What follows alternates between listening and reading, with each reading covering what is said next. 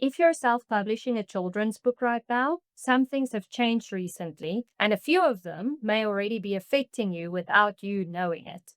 By the end of this video, you'll know exactly where you stand and what you need to do about it. So let's get into it. The first change is that publishing platforms are starting to charge fees and tighten their rules. Draft to Digital, or D2D, recently announced two new fees. New accounts will pay a one-time $20 setup fee, and any account that earns less than $100 in net proceeds over 12 months will be charged a $12 annual maintenance fee.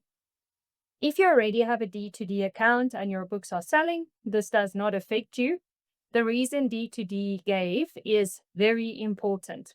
In some recent months, up to 70% of books submitted to their platform were blocked for being low quality, AI-generated book spam. The fees are primarily aimed at deterring that, not penalizing real authors. Barnes and Noble Press made changes at the same time. They've set a minimum retail price of $14.99 for print books on their platform. In plain terms, if your print book is listed below $14.99, it will be removed from sale. They've also capped accounts at 100 titles. Both changes are their response to the same problem: low quality, high volume publishing overwhelming the platform. Now, picture books are already priced higher than most genres because of full color printing. So many of you will already be above that $14.99 threshold. If not, you'll need to adjust your price. It's also worth noting that the landscape isn't uniformly moving in one direction. Ingram Spark eliminated their $49 per title setup fee back in 2023, which made publishing through them more accessible. But print costs have gone up since then. 3 increases between late 2024 and early 2026. That said, the removal of the upfront fee was good news for new authors. If you have a D2D account, check it and know where you stand. And if you publish print books through Barnes and Noble Press, check your pricing. And stick around, because one of the changes that I'm going to share with you shortly is actually good news for authors who are publishing quality books. And it's something that's been a long time coming. Now, the second change. Print on demand costs are rising and picture books feel it most. Print costs have been climbing across the board. Ingram Spark raised their pricing 3 times between late 2024 and early 2026. For most genres, a modest cost increase is manageable. For picture books, it's more of a problem. Full color interiors are expensive to print, and the price parents are willing to pay for a children's book has its own ceiling. The gap between print costs and what the market will pay is already tight. So each time print costs go up, it gets even tighter. So I suggest to check, do you know what you are making per book after print costs and platform fees? If you haven't looked at that number recently, it's worth doing because it may have changed. This is one of the reasons direct sales and school visits matter so much.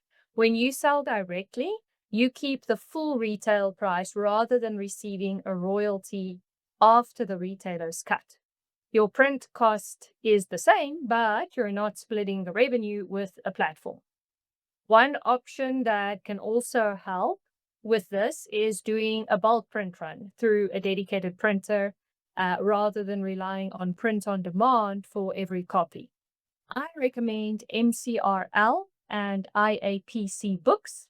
Several of my authors have worked with them and have been really happy, not just with the pricing, but with the quality of the books and the service.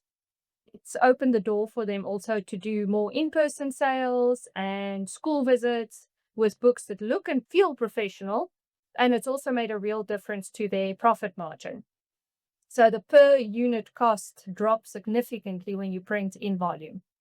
Just one important caveat: This only makes sense if you have a plan to sell those copies, a school visit program or a direct sales strategy, in-person events, a relationship with a local bookstore or library, some clear path to selling those bulk printed books.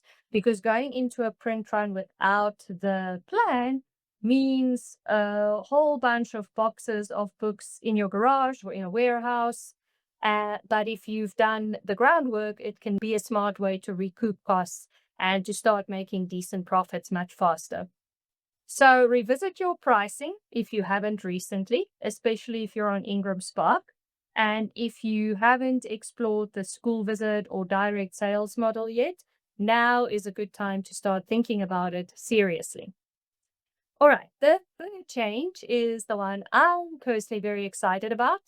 AI generated book spam is changing the rules for everyone, and platforms are taking countermeasures, and AI has made it possible now to generate and upload hundreds of books with almost no effort or cost. So platforms have been flooded with low quality machine generated content, and it's causing real problems, not just for the platforms, but for legitimate indie authors who get lost in the noise. So the response from platforms has been swift, which is great. Quality controls are tightening. Barnes & Noble Press introduced the title limit I mentioned earlier.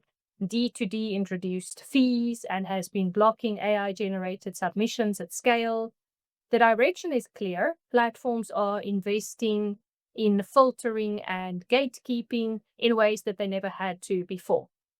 For children's book authors publishing well-written, beautifully illustrated books, this is good news.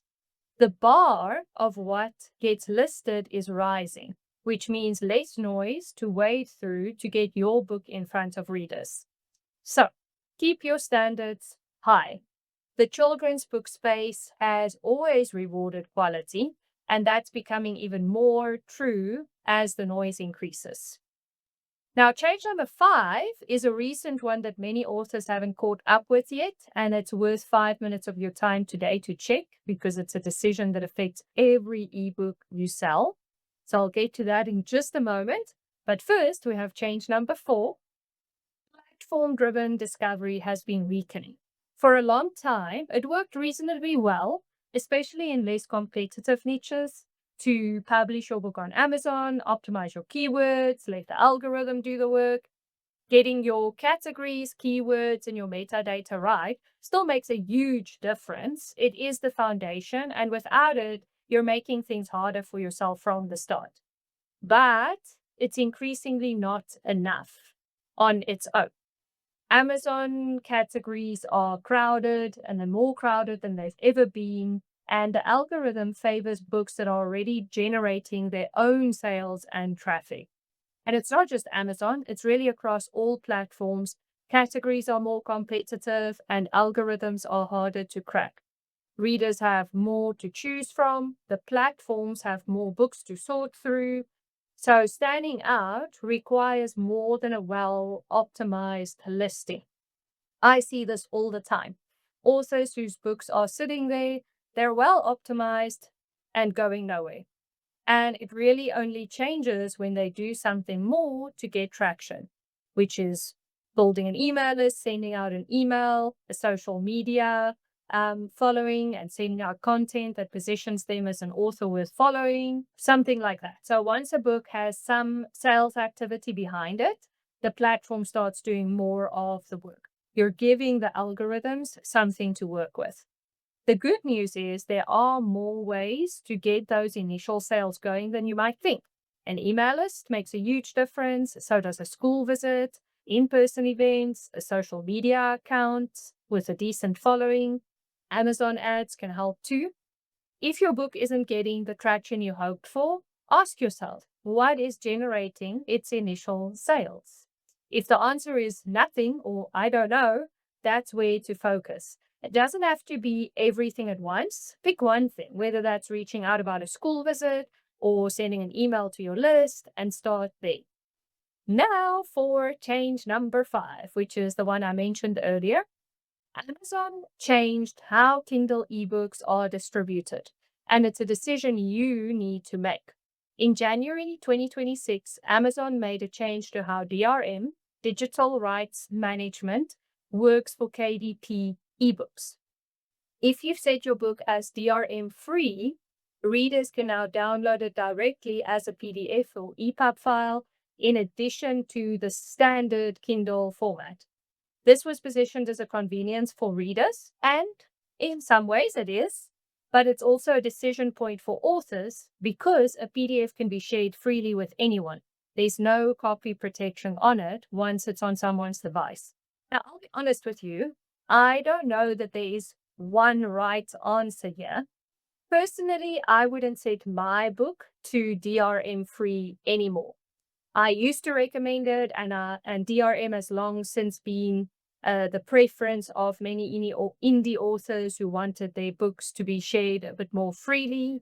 But now with PDF downloads, it's a different thing. A PDF of a beautifully illustrated book can be forwarded to friends and family, and you have no control over it. So if you've never thought about your DRM settings, now is a good time to check it.